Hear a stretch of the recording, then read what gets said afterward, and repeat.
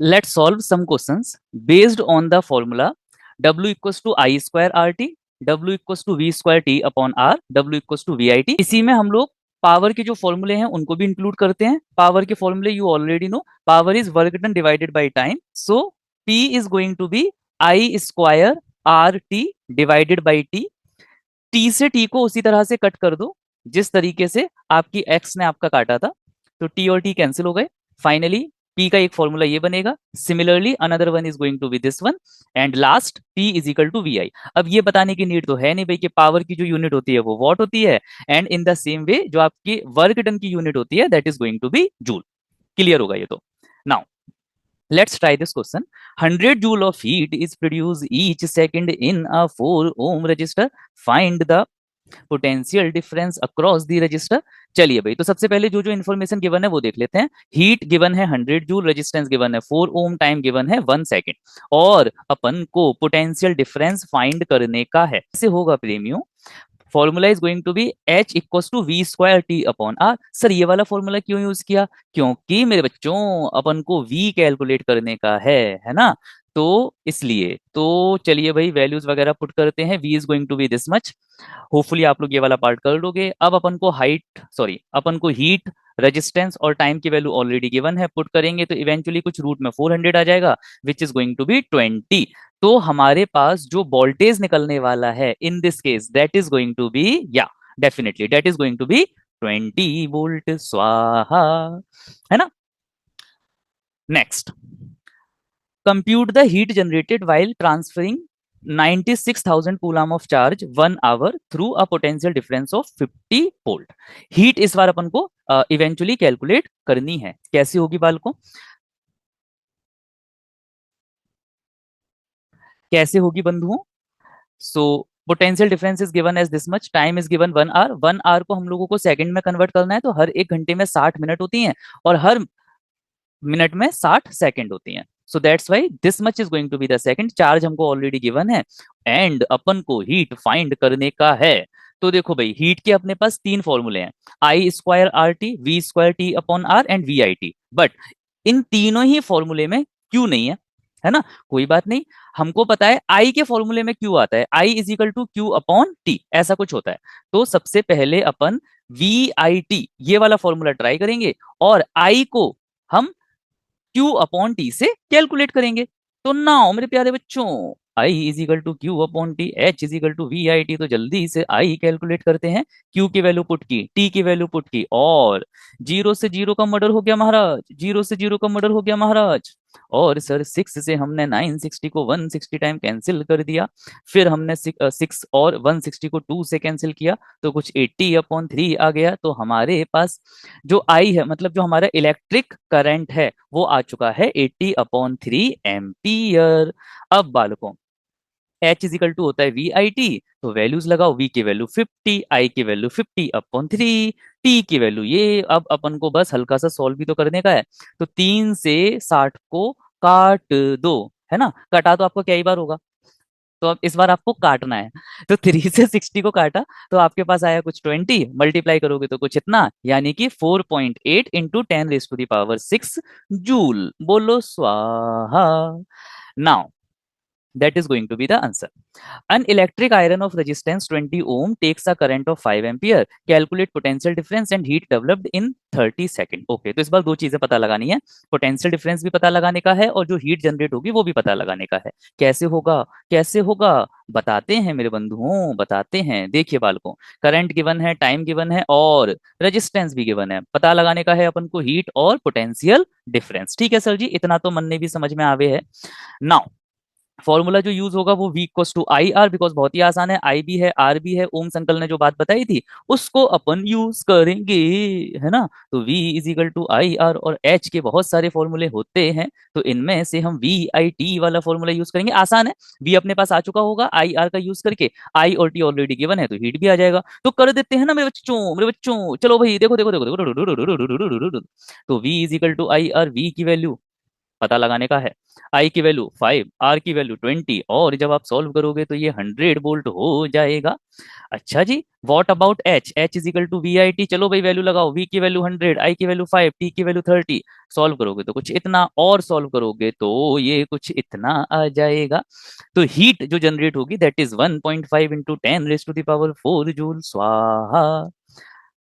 Okay, next question on your screen is this one. इसके लिए मुझे थोड़ी सी देर के लिए आपकी आंखों के सामने से जाना होगा। मेरा गम आप सह लोगे ना? An electric iron consume energy at a rate of 840 watt when heating is at the maximum rate, and 360 watt when the heating is at the minimum. The voltage is 220 volt. What is the current in each case? Okay, तो मैं फिर से वापस आ गया।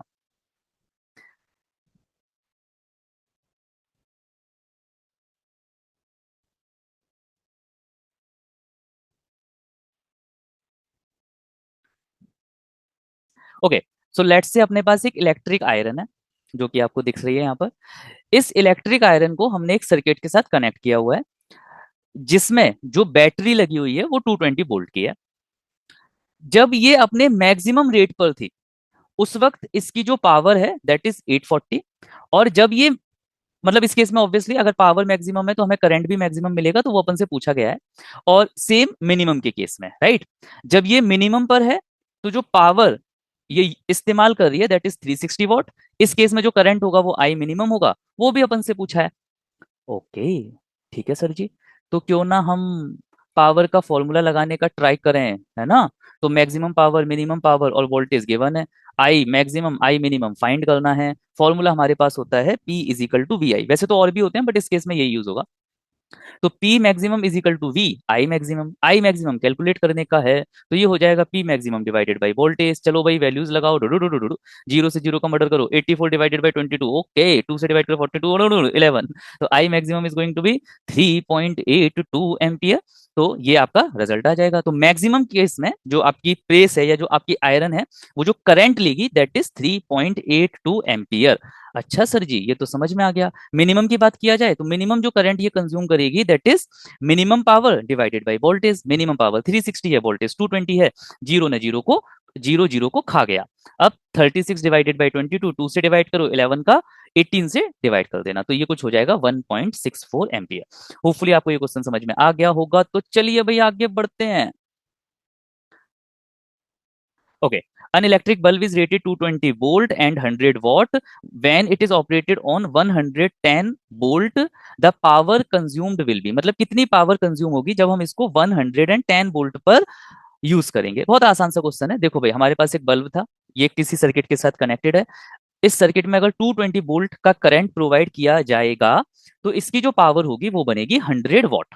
पर अगर हम इस सर्किट में 110 वोल्ट का करंट प्रोवाइड करेंगे, सॉरी 110 वोल्ट का पोटेंशियल प्रोवाइड करेंगे, तो इस केस में कितनी पावर होगी ये अपन को पता लगाने का है ना? तो कैसे होगा मेरे बच्चों? देखो देखो देखो, गिवन पावर, वोल्टेज, इतना सब कुछ गिवन है। ठीक है सर जी, समझ में आ गया। मन ने समझ में आ रहा है। और पावर निकालनी है। देखो भाई पावर का फॉर्मूला हम यूज करेंगे V² अपॉन R। ठीक है सर जी, बिल्कुल आइडिया लग रहा है। लेकिन सर आर गिवन नहीं है तो कुछ मेहनत आप भी तो करोगे ना मेरे बच्चों, है ना? क्यों भाई मेरे प्यारे बंधुओं, आप मेहनत नहीं करोगे? तो रेजिस्टेंस कैलकुलेट करेंगे तो P1V1 अपॉन R। जल्दी से चलो। इनिशियली हमारी पावर थी 100, इनिशियली हमारा वोल्टेज था 220। यहां से जब आप रेजिस्टेंस कैलकुलेट करोगे तो ये कुछ हो जाएगा 484। हाँ, 484 ओम। अच्छा, इन वीडियोस को देखने से आपको एक बेनिफिट ये भी मिलेगा कि आप कम टाइम में ज्यादा पढ़ाई कर पाओगे, और यही मेरा टारगेट भी है। Resistance remain constant even at 110 volt. तो रेजिस्टेंस जो है आपका वो तो चेंज होगा नहीं, है ना? Just like your best friend, वो पहले भी गधा था, आज भी गधा है, कल भी गधा रहेगा। तो इसी तरह से रेजिस्टेंस भी चेंज नहीं होता। नाउ सेकंड केस में जो पावर का फॉर्मूला यूज किया वो हो गया P2 इक्वल टू V2 का स्क्वायर डिवाइडेड बाई R। हमारे पास वोल्टेज है, हमारे पास वोल्टेज इस बार 110 है, और इस बार जो रेजिस्टेंस है दैट इज 484। तो सर जी हो गया ना? जल्दी से सॉल्व करते हैं। तो 2 से कैंसिल किया, अगेन 2 से कैंसिल किया, तो 55 इंटू 55 डिवाइडेड बाई 121, 11 से कैंसिल हो जाएगा ये। ओके, 11 से फिर 55, अरे ये तो बहुत आसान हो गया। तो 5 × 5 25 वॉट। तो 25 वॉट जो है वो आपकी इस केस में पावर बनेगी। तो जो पावर बनेगी दैट इज 25 वॉट। अब देखो बालकों, ये है आम जिंदगी। मिनटोस जिंदगी बताऊं, पावर जो होती है वो वी स्क्वायर के डायरेक्टली प्रोपोर्शनल होती है। तो अगर हमारा वोल्टेज आधा हो गया तो पावर हमारी 4 गुना कम हो जाएगी। तो अगर पहले पावर 100 थी तो 4 गुना कम का मतलब यह है कि आप उसका 4 से डिवाइड करोगे, तो नई जो पावर होगी वो 100 / 4 यानी कि 25 वॉट होगी। Okay. Next question on your screen is this one. An electric bulb is connected to a 220-volt generator. The current is 0.50 ampere. What is the power of the bulb? तो bulb की power बताने का है। Okay, धिन तारा धिन। तो भाई हमारे पास एक बल्ब था जो कि 220 वोल्ट की सप्लाई के साथ कनेक्टेड था, और जो करंट इस सर्किट में फ्लो हो रहा है वो है 0.5 एम्पियर। पावर बताने का है, तो ये तो बहुत आसान सा क्वेश्चन है भाई। आई दिया है, वी दिया है, पी निकालना है। फॉर्मूला यूज होगा P equal to V into I, ये हम सब जानते हैं। पी, वी की वैल्यू 220, आई की वैल्यू 0.5, मल्टीप्लाई करोगे आंसर आ जाएगा 110 वॉट। तो आपका आंसर आ जाएगा कुछ इतना। अच्छा, ये वाली मतलब मेरे इस चैनल पर लवेंद्र सर क्लासेस जो हमारा चैनल है, इस चैनल पर आपको जितना भी कंटेंट मिल रहा है, चाहे वो वन शॉट की फॉर्म में हो, चाहे वो छोटी छोटी वीडियोस की फॉर्म में हो, इसमें जो क्वेश्चंस मैंने इंक्लूड किए हैं वो एनसीईआरटी के भी हैं, रेफरेंस बुक के भी हैं। तो एज आई सेड कि अगर आपने यहां से पढ़ा तो आपके बोर्ड में एक भी क्वेश्चन ऐसा नहीं होगा जो इन कॉन्सेप्ट से अलग का होगा, है ना। सभी कॉन्सेप्ट मैंने इंक्लूड किए हैं, और ये चीज आपको रिफ्लेक्ट होगी आपके बोर्ड के एग्जाम्स में। तो मैं बहुत ही श्योर हूं कि अगर आप इन वीडियोस को बहुत अच्छे से कवर करके जाते हो तो आपको बोर्ड एग्जाम्स में डेफिनेटली इन वीडियोस से बहुत हेल्प मिलेगी। Next question. An electric heater of resistance 8 ohm draw 15 ampere from the service main। अच्छा, मुझे थोड़ी सी देर के लिए आपकी आंखों के सामने से जाना होगा, मेरे को जाना पड़ेगा। An electric heater of resistance 8 ohm draw 15 ampere from the service mains for 2 hours. Calculate the rate at which the heat is developed in the heater. Okay, तो हीट डेवलप जो होगी उसकी जो रेट है वो अपन को बतानी है। टाइम आई गेस 2 आवर्स का गिवन है। चलो भाई बालकों, सॉल्व करते हैं। तो इस क्वेश्चन में सर जी देखो, मैं बताऊं जा क्वेश्चन में रेजिस्टेंस हमें 8 ओम को दियो है, हाँ जी। And sir current given is 15 ampere. क्या बात है सर, मेरे हिसाब से अपन को पावर फाइंड करने का है ना। देखो, हीट जिस रेट से डेवलप होगी वो इनडायरेक्टली पावर ही तो है। Heat divided by time, power. तो इन्होंने इस बार हमसे डायरेक्टली पावर ना पूछकर उसको बोल दिया कि किस रेट से हीट डेवलप होगी, यानी कि वो है तो पावर ही, है ना। बेवकूफ बनाने की कोशिश कर रहे हैं, बट आप लवेन सर से पढ़े हो, आप बेवकूफ बनोगे नहीं, आप पहले से बेवकूफ हो। तो P is equal to I square into are.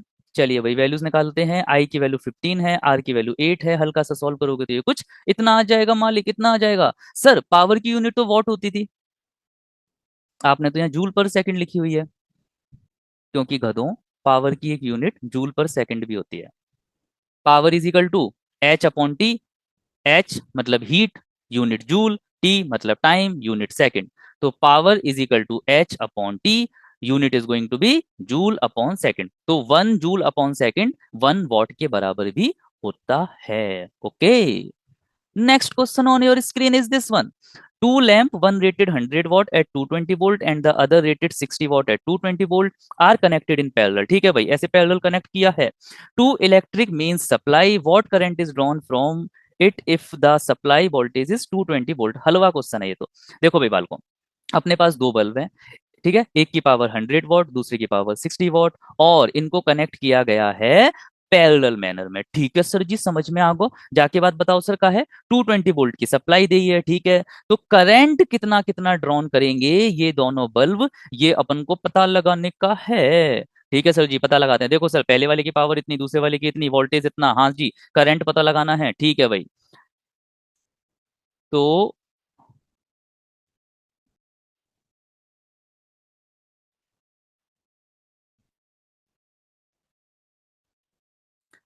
so the formula that I am going to use it here is P equals to V into I. Okay sir जी, तो देखो भाई, current drawn by the bulb rating 100 watt, मतलब जो हमारा पहला वाला bulb था उसके लिए हम करंट की बात करते हैं, तो ये हो जाएगा P1 equals to V I1।